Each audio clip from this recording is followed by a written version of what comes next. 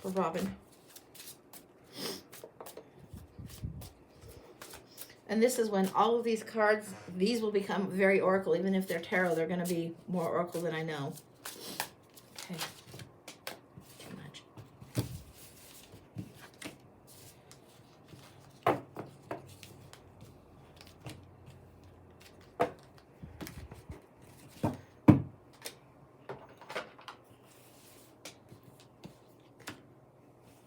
I'm getting Stranger Singer and the Flame, and what I'm getting right off the top, right off the jump, is Pied Piper energy.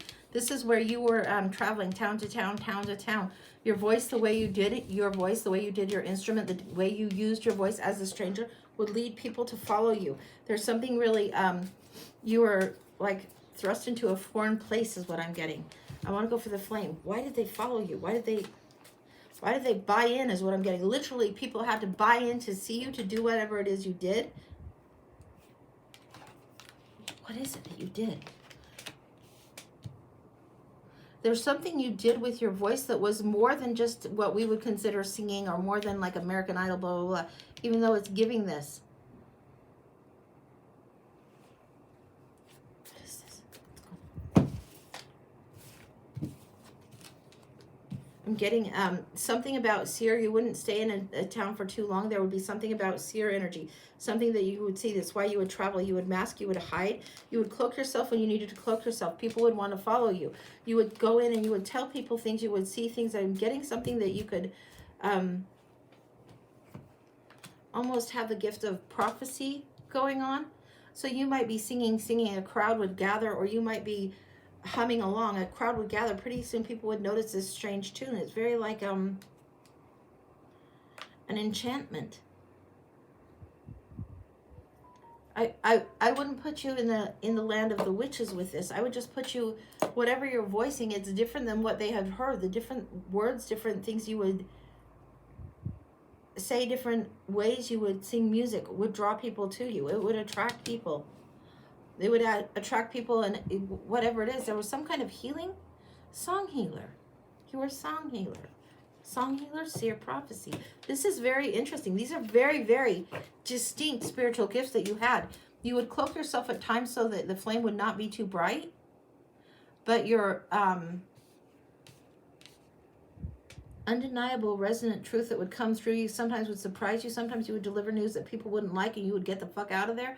Sometimes you would deliver news like you would say something like, maybe somebody in the crowd, a woman comes forward, is what I'm saying. You say it's time to leave. She knows exactly what you're talking about because she's in a situation where she needs to leave an abusive situation. You would say to another, it will heal, don't worry about it. There's nothing wrong with this person. Next week they break their leg and they're going to have to deal with it. That kind of energy.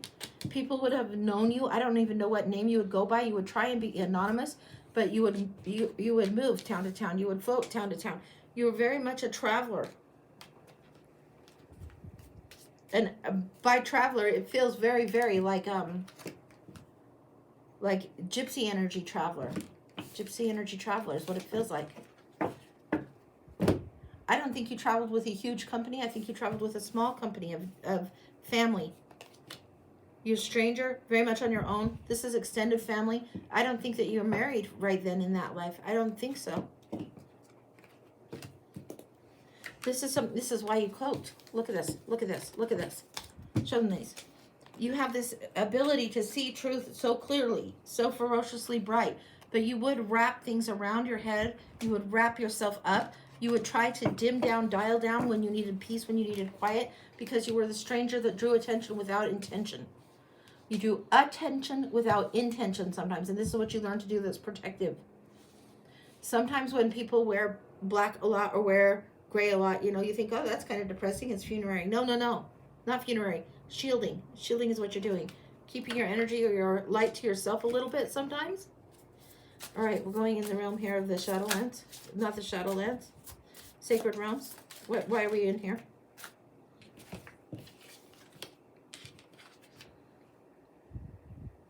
This is why you understood the things that you would see. It's like you were wandering and roaming in the realm of the Akashic records frequently, over and over and over. The brightness that comes through here again, this is the information that you had. You had the ability to give somebody a little bit of a hint of what they were doing. You had the ability to see very, very clearly. You traveled quite a lot. You traveled with the flame. Will you show her this? This is huge. You traveled with the flame. This is what your task was. Your task was to tell people a truth. If they couldn't see it, or if you got the nudge to tell the truth, you tell the truth. Whether it's a pretty truth or not didn't matter. You spoke the truth and allowed it through. You will have the gifts. You will have the gifts that you had before. If you want to tap into them again, you can tap into them, honey.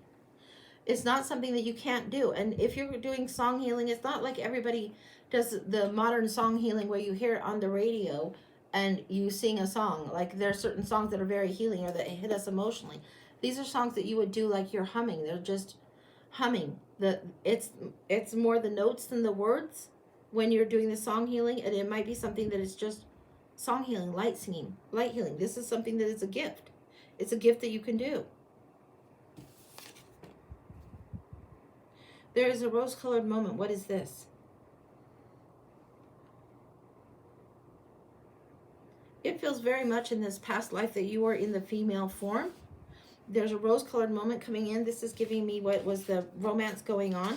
This is somebody that's established, somebody that's more traditional than you as the traveler and roamer that you are, as the stranger. This is romance. This is something where attraction to somebody that's got in power.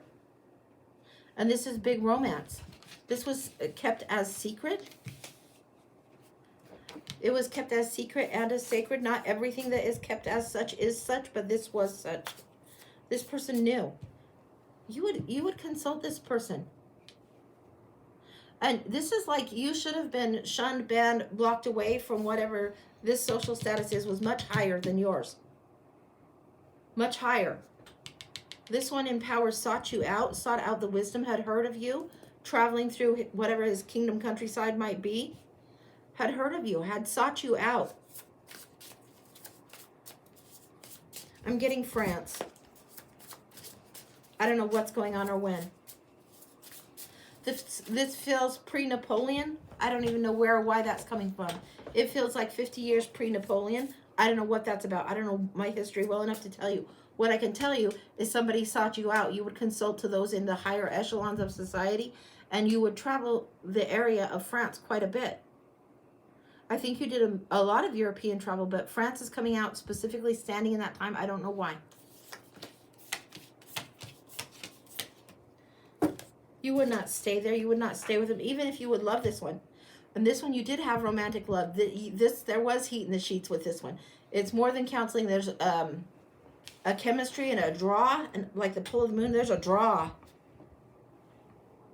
There's a big, there is joy and reveling in each other, in recognition that even though you're not bound by contracts of life, the souls recognize the binding. There's a binding there. You knew you would live very, very separate lives, but when you come together, yeah, it's fire, it's chemistry, it's good, it's big. You knew your roles were different. It's like they were serving from the public spectacle, the public place of authority, of power, and you were more the grassroots is the wrong word, but the earth, the common man, low people place where the power was. But when you came together, there was no oh, she's lower than me, or oh, I'm higher. It's just recognition. Very much recognition.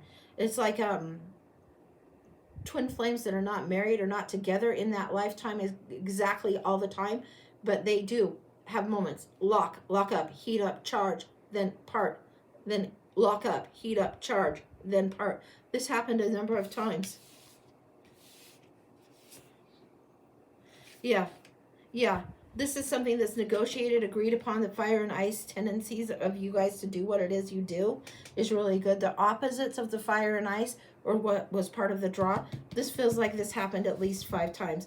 Of all these cards and these numbers, this is sticking out 5 times reflection, 5 times consulted, 5 times where your energies commingled. Sometimes very, very lusty commingling, but 5 times where this was significant.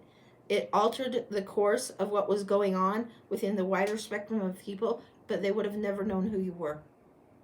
This is you bringing the roses. It's bringing the sweetness, restoring the love of the commoner, restoring somehow peace between these two social statuses, and a recognition that these groups needed each other. Restoring something that was times past, understanding how to relate in a way of joy that is huge going on with that. The ability that you had to do what you did. You walked the halls quietly. Again, I'm getting the singing, the humming, the singing, the humming. It would be like you would walk the halls of a grand place quite quietly with just this little bit of humming. People would know.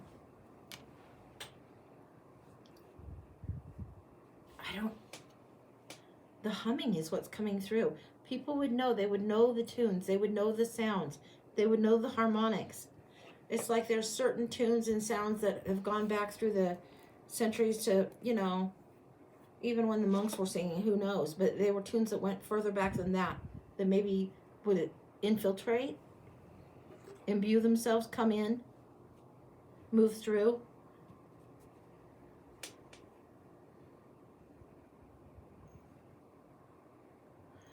It's something that is a great, and I don't know a better word, so forgive my lack of vocab. It's something that would haunt the halls. The way you would hum, the way you would sing, would haunt the halls of where you walked. There's something that you made sacred in what you brought forward. It would haunt the halls. It would echo. Like when we, in modern times, get a jingle or a tune stuck in our heads, and it's there, it's just there. This is what it would be. If you would sing into the walls, if you would sing into the halls that you would walk, the walls would store it. The walls would store the tune, and those that would walk would understand that. Wow. It's like you had the ability to sing forward something that is a healing energy, and it would presence itself in the very structure. Like it doesn't necessarily have to be the grand hall, but if you sang and there was great acoustics, it would sink into the stone, so that those that would walk in, when they would hear something, then this healing energy would be there. You would presence it there. There comes a time that you have to go. There comes a time you have to travel further than what you thought you would. This is later in life. This is before you get old, you have to leave. So you have to leave. And you have to travel far. This feels like you're going like to deserts, like deserts. It's like you're not going to be in Europe right then. You're going in your older years to somewhere that feels very, very deserty. What are you doing?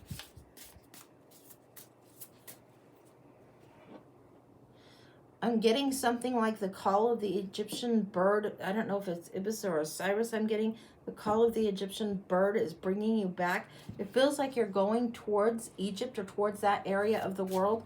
I don't know what land, what specific, but that's where you're called to go, and you're going.